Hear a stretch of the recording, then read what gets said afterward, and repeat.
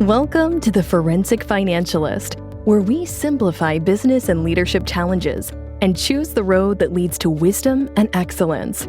We discuss tough issues facing business and figure out easy-to-implement solutions. Using the rearview mirror approach, we look in the rear view to move towards a brighter future.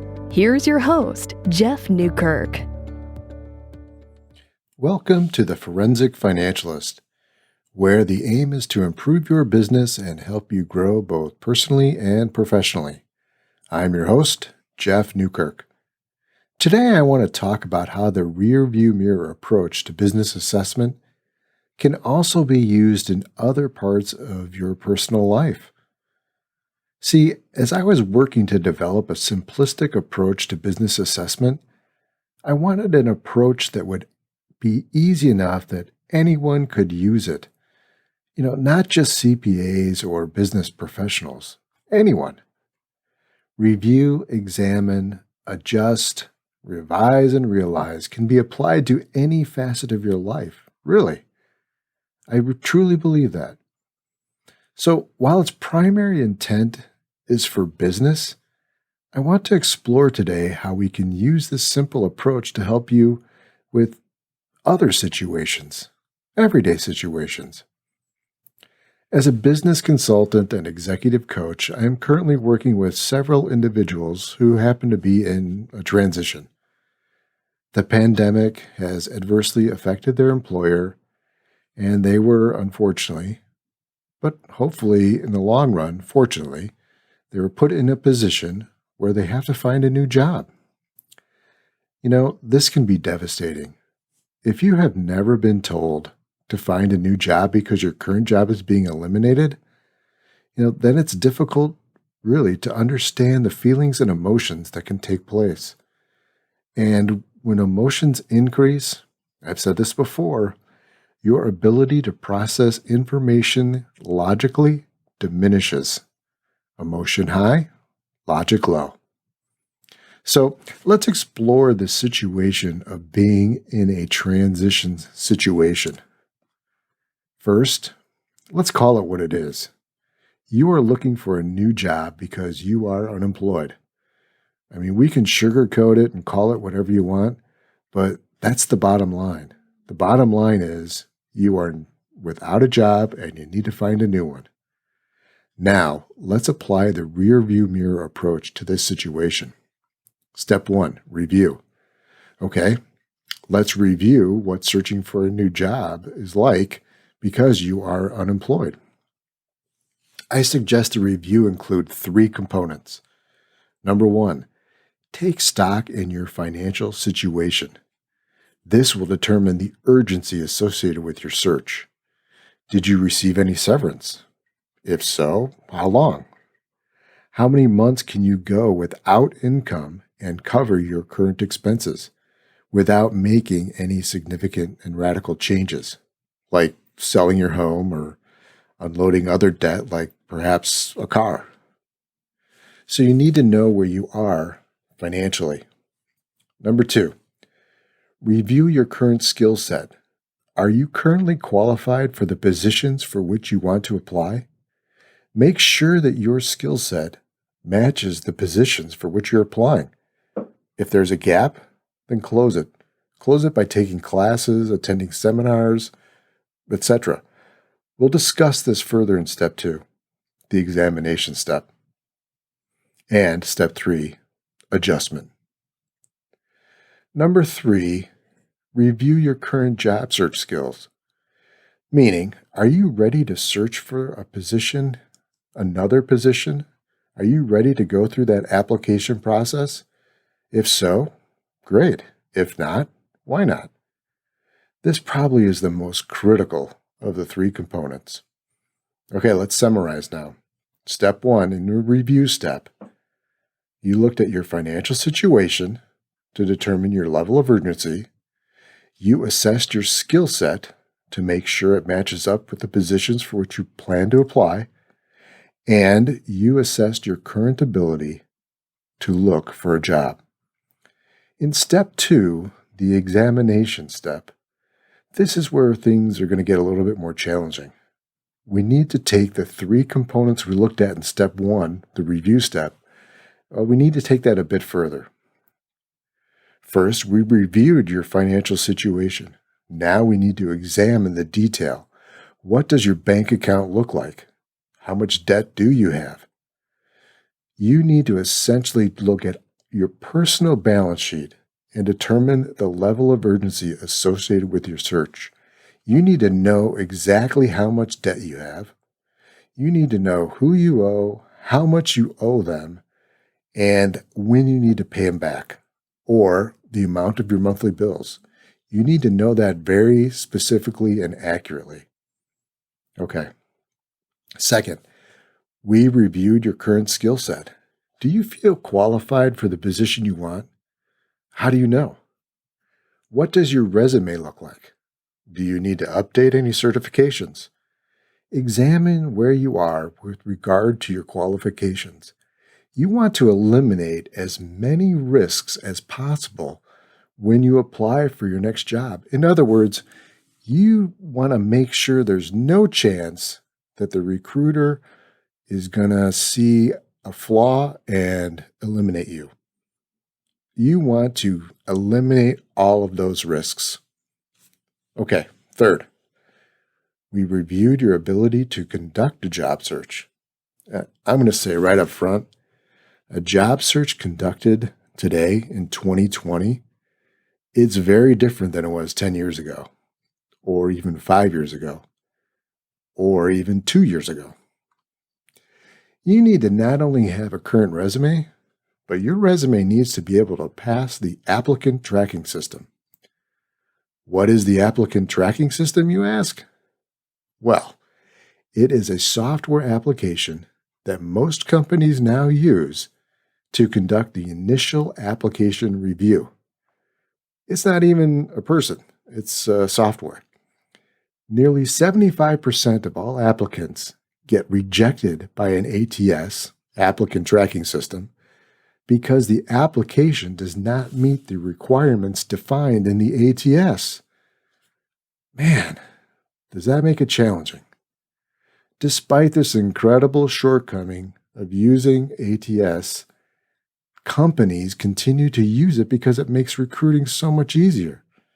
Even though 3 out of 4 get eliminated, they continue to use it. What does this mean for you? It means you need to make sure your resume can pass an applicant tracking system. You need to be well-versed in the ATS. I suggest you test your resume with 1 or 2 different systems, and you can find those online. Just Google it. You may be surprised with the results. The ATS will indicate the type of position your resume reflects. For example, if you're an accountant and you want to apply for an accounting position, you want to make sure that the ATS shows that your resume is looking for it fits an accountant. If it comes back and it shows engineering or sales, you got to change your resume. Okay. Make sure your skill set also includes social media. You need to have a professional presence on social media, especially LinkedIn. This means you need to build a professional profile, get recommendations, get endorsements, and you need to post. You need to get your name out there, and one way to get that accomplished is by posting. And make sure your posts are professional and add value to the reader. Don't post the activities of your past weekend. Rather, make sure the content you post is appropriate and it's what you would want your future employer to read. Okay, let's move on to step 3, the adjustment step. In this step, you can make the necessary changes to address any shortcoming you discovered in step 2. For example, you may need to rewrite your resume. You may need to become more educated on using LinkedIn or Facebook. In this step, you have the opportunity to improve your job search efforts by adjusting and eliminating any gaps. Another change that may be needed is to improve your qualifications. Well, take a class, update your certifications, take an online seminar. Ask for more letters of recommendation. Wherever you found gaps in the examination step, step 2, address them here in the adjustment step, step 3. This will eliminate as many risks as possible associated with your search efforts. The last step is revise and realize. Now we're using the rear view mirror approach to assess a transition situation, a job search situation. We've reviewed your current situation. We've examined the details where you might be falling short in your application. And in step 3, we address changes that should take place to improve your application and reduce risks associated with your search efforts. Now, in step 4, you need to revise your future expectations, and based on any adjustments in step 3, your application process may need to be revised. Your direction may change somewhat. That's okay. This is the step that addresses those revisions. You may have started out with an old resume, applying for positions you really weren't qualified for. And after going through the review, examination, and adjustment steps, you can now revise your search efforts. And, of course, once you land your new job, you will be realizing the positive outcomes from all the hard work that you put in. While we've been discussing the rear view mirror approach in job search efforts, I believe the rear view is appropriate assessment methodology for almost any situation. Of course, our primary purpose is business assessment. That goes without saying. But I wanted to introduce the flexibility of this approach in today's podcast. We'll talk much more about the rearview mirror approach and business assessment, but don't hesitate to use it in other situations as well. Review, examine, adjust, revise, and realize. As we use this approach more in future episodes, we'll also discuss necessary components within each step. Yes, the overall methodology is simple, but we also want to be sure that it is exhaustive, meaning that don't let anything slip through the cracks. Being thorough within each step will make the approach even more meaningful. Okay, another info-filled podcast, I hope.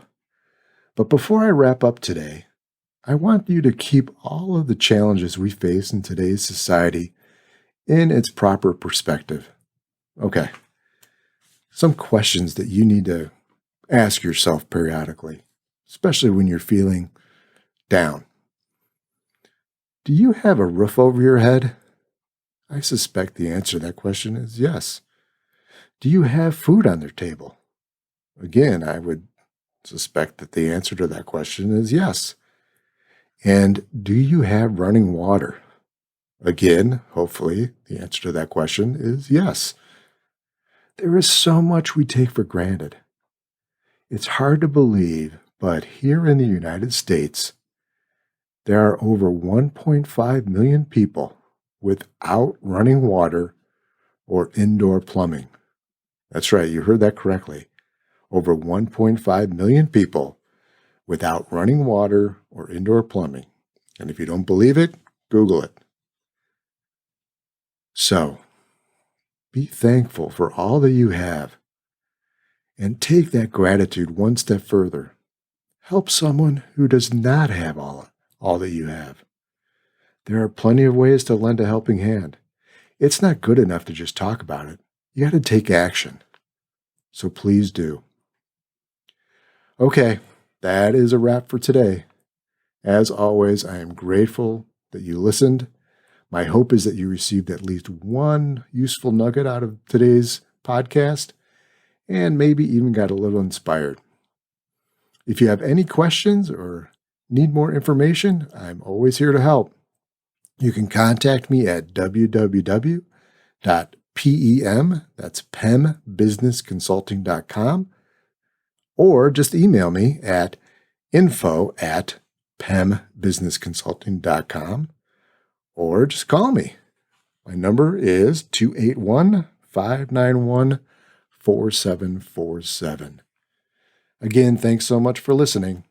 Make today better than your yesterday, and know that your tomorrow is going to be better than today. Peace, everyone.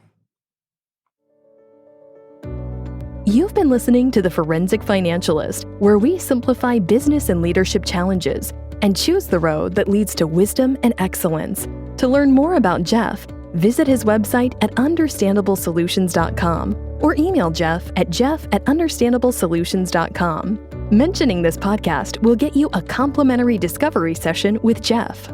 Until next time.